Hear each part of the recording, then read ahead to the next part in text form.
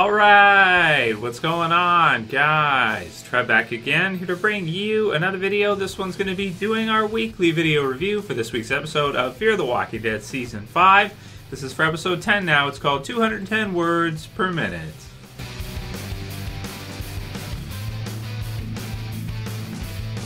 Alright, and spoiler warning if you guys have not seen this week's episode yet for Fear the Walking Dead. So the 10th episode now for Season 5. And, you know, it's about that time of year right now where we get kind of a couple sort of slower episodes around the 10, 11, 12 episode mark for each season of be it The Walking Dead or Fear the Walking Dead. Pretty much these are some kind of, the mid-season finale is over. The mid-season premiere has been there, and we're not quite yet ramped up for the season finale, so you can expect to see some kind of, maybe lower budget episodes or some episodes that, they don't do as much in as a lot of times as they normally do for the big openings and endings for each season. So 210 words per minute. All right, so we get sort of I want to say a bottled episode, but it's kind of a focused episode where it focuses around Grace and Morgan in one section, and then we have Dwight in the other section. So we have no Alicia Strand or any of the others in this week's episode, but it looks like from the sneak peek or the preview video that next week will be kind of their version sort of that, but Morgan is still in it. So for this week, it's just kind of a sectioned off episode for 210 words per minute. But I thought it was okay because you added in some kind of cool stuff. You had sort of a situation with Dwight where he kind of encounters somebody who's very similar to how he used to be, and he has a decision to make whether or not he's going to kill this man and kind of continue in sort of his savior-esque ways, or whether he's going to allow the man to leave after he's first captured by him and then ends up escaping and kind of turning the tables on him, and then allows the guy to leave. So will that decision come back and bite him later? I tend to think, based on the direction the show has kind of been taking lately, that probably not, right? It seems to be it seems like Fear the Walking Dead right now is kind of like a series where they're mostly rewarded for helping people, whereas a lot of times in the original Walking Dead series, that was sort of the opposite. The more they kind of helped and were softer on people, the worse things turned out for Rick and the gang, right? So I was happy for Dwight in this one. It was good to see Austin Emilio get some more time. And I really like the part at the end where, Daniel actually gives him a haircut, which is fun. Because I always forget about Daniel that he was a hairdresser right before. So that's something that, he shaves it. So, for Dwight, it's got a very new look. He doesn't look very much like the older versions, so it's kind of cool. It's sort of like our fully completed, I want to say, good guy Dwight. His transition has been fully completed now from where he started off in the original Walking Dead television series in season 6 to being like a hardcore villain with killing Denise, for example, and then kind of slowly turning on the saviors and everything and completely coming the other way now. And in Fear the Walking Dead, we get to see that kind of a final conclusion in this episode where he's pretty much a good guy now, 100%. Under Morgan's influence and under the others, he's become a lot better person, and so I liked Dwight now. That's really cool that they kind of were able to take him all the way there in this episode. That was good. So it was good for Dwight in this episode, what we got to see from him. So that's the one part of what we see a lot in the episode. On the other side of things, we get to see them all. So we get to see Morgan and Grace, who have gone to this mall, continuing along with sort of the superhero idea or the helping people idea, which is, I like the idea. It's not, it's a noble, obviously helping other people is a noble thing to do. You get some of those feel-good moments for people that they are able to help, and they've added a lot to their numbers, which is very impressive, and you get to see it sort of at the end of this episode. We have all these trucks and all these, vehicles roll up, and it's like, whoa, they have a lot of people now. They have all the kids with Annie and the others. They have everybody kind of surviving on, because we have not had any major character deaths yet this season, although I think there's probably a big one coming near the end, and we'll see who that ends up being. There was also Coleman Domingo's been cast as, was it Candyman, I think? So we'll see if he's going to be returning for season 6 as well, too. I'm expecting to see at least one major character death here near the end of this season, maybe more than one. So at the same time here, we have Logan and his group that are sort of, in and around the vicinity, in and around the area, and we get that sense from the interaction with Dwight and also near the end in the sneak peek for the next episode here.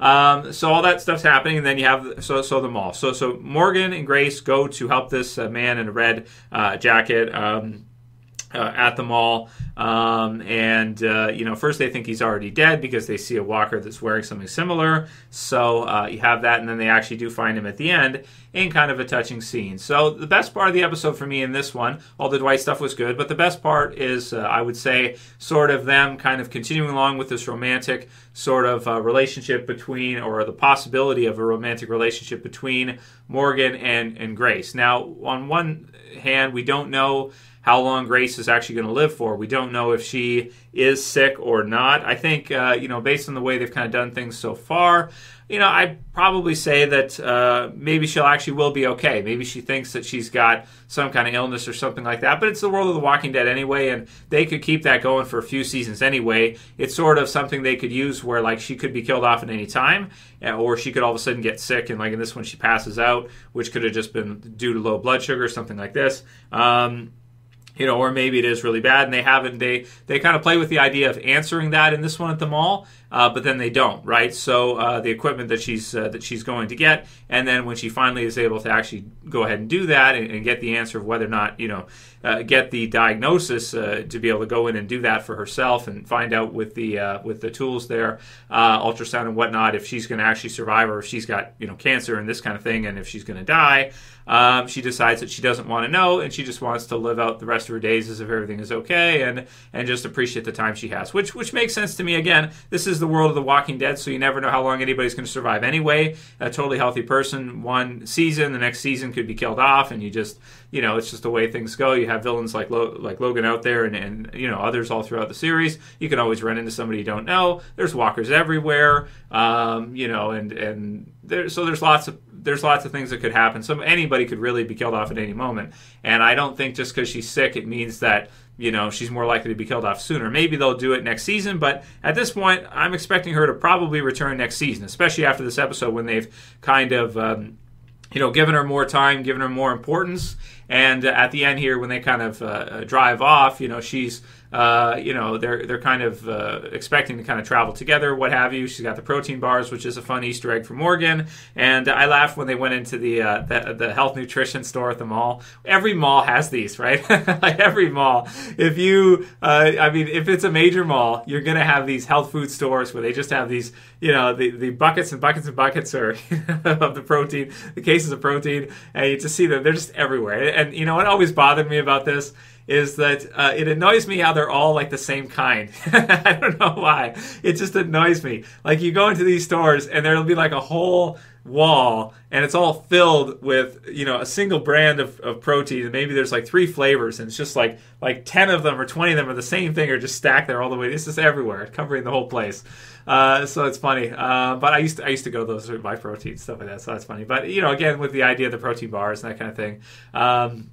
Michonne, did you eat one of my protein bars? So it was fun. So I liked all that stuff. I thought it was good. And so at the end, he decides to go and help Al, I think he said. And then, she's kind of going off, and they sort of both cry and that kind of thing, because it's good stuff, because you get a sense here that they're going to have a romantic relationship. Maybe Morgan and her are kind of going to get together at that very moment, especially where they're like the back room and that kind of stuff. There's nobody around, and Dwight's not there either, so it's just the two of them. And if they're in a secluded section or something, they you might think that they might do that, but then they don't, because of course for Morgan it's not that easy for him to kind of open up, because of course after losing Jenny and Dwayne, and I also loved in this episode how they brought them into it for Morgan as part of his backstory, because a lot of times we meet different characters who they'll reveal like maybe they lost their family or whatever, as a lot of people do, but for Morgan that's something personal, because we actually got to see that. So it's kind of special to hear him kind of talk about his side of the story and his backstory, because if we think back to 10 years ago, we lived that with him. We got to see that with him in the very first episode, the very first couple of episodes in the series, and then we saw him getting clear, and he had to tell Rick what happened, with the emotion. We got to feel that, we got to see that. So it was cool in this episode to see them reflect on Morgan's backstory a little bit. And it wasn't just like some random newcomer character who's like, oh yeah, the typical kind of thing, my family's dead, whatever, this kind of thing. And we're like, oh yeah, we're used to that. For Morgan, not the same, because we actually got to see it ourselves. So I liked all of that, and I thought it was really good. At first I was not, when I saw the trailer, we saw the, was it an RC car or whatever, remote control car that he's like driving around, and he's like kind of happy and smiling and stuff like that. And at first I was like, okay, it's been done before because you had Eugene. He did the thing to help the Saviors get out and everything like that with a remote control type of deal. But in this one, way better in that they explained, or she asked Morgan about it, and he explained that he had gotten Dwayne an RC car, and that they used to kind of play with it and that kind of thing. So I thought that was super cool, and just something that was really added a lot more to that being in the episode than it could have been. And I really like that. So a lot of feel-good moments mixed with some sad moments of them reflecting, and then kind of them not, us kind of expecting, or at least me expecting them to get together in the very same episode, and then they don't because it's difficult for Morgan, and then he kind of drives away, he's crying, and that kind of thing. So really, really good. So I liked all of that stuff. I liked the arrival at the end when you get to see everybody. The mall was kind of cool. I think they mentioned on Talking Dead that, it's kind of like a sort of maybe an Easter egg for Dawn of the Dead, something like that, because that took place in a mall. It doesn't really feel like the same, as what Dawn of the Dead felt like. It's kind of a cool sort of nod, I guess, in some ways.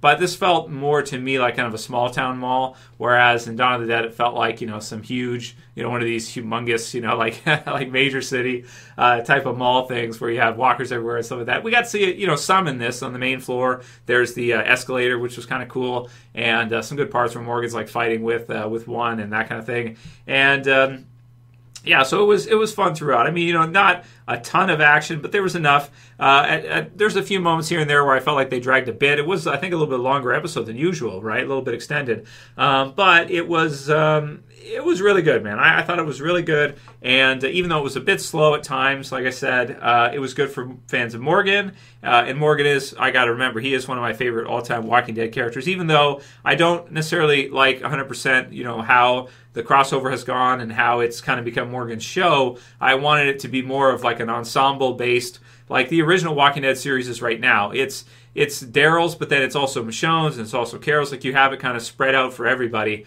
So even though maybe Daryl will pull to the forefront, then Michonne has her episodes and the others have theirs.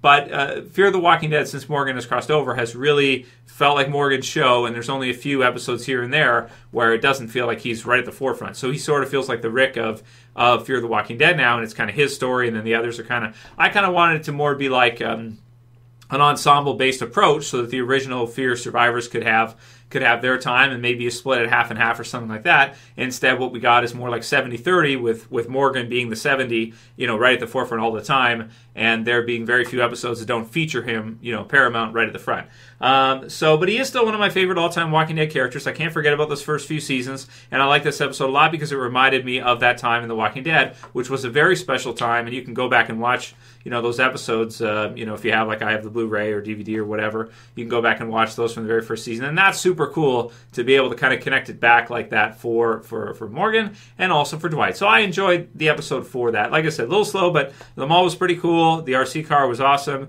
And I am looking forward to seeing a possible relationship here between Grace and Morgan. But again, it's very uncertain because we don't know her health condition. And she doesn't even want to know at this point. And we don't know if Morgan's going to allow himself to open up. I imagine he will eventually here, but it might be closer to the finale or maybe next year when they finally do get together. But I thought it was good that they didn't give it to us right away, because I was expecting to see it right away, and then at the end, Morgan's like, no, I can't do it, so he's got to go off, and that was really cool. But I still expect to see it happen at some point here. So, score for the episode, I'm going to give it an 8.5 out of 10. I thought it was a good episode compared to most of your Fear episodes, and for Walking Dead standards, I thought it was really good. I like how, you have Dwight, you have Morgan there, and they're adding to their story, so it's like, it's not like they're just in Fear the Walking Dead, even though, like I said, I like the ensemble approach. I do also like that they're adding to that story for these two Walking Dead characters that in the original main series would have never been able to get this kind of time or this kind of concentration. Having them in Fear now, you're able to actually go ahead and do that. So a pretty good episode, a little slow at times, but I like them all, and I love the car, I love the backstory stuff, and I also am enjoying eventually seeing the relationship between Morgan and Grace develop. Dwight, happy for Dwight that he's kind of become full-on good guy now, and he even has a new look to match, and kind of a fun moment at the end there where Daniel just gets to, and it's like, oh, Trevor, big deal, he gets to cut his hair. It's like, I don't know. It's just kind of cool. I don't know why. It's just kind of neat for Daniel and also for Dwight, too. So, I don't know. It's kind of cool. Anyway, those are my thoughts on this week's episode. Let me know what you guys thought. I thought it was good, and when I said better than last week's, Yeah, I think so. Better than last week's, in my opinion. Even though it was kind of bottled off, it was worth it in how they did it. Thumb up this review below, share favorite, subscribe to the bottom left if you're new, and send me your questions for this week's Q&As. We'll do our predictions for what we think is going to happen in next week's episode of Fear the Walking Dead right after this. That's it for this video, guys. See you again soon for another pretty good episode of Fear. It's Trev, saying peace. Later, guys. See you soon.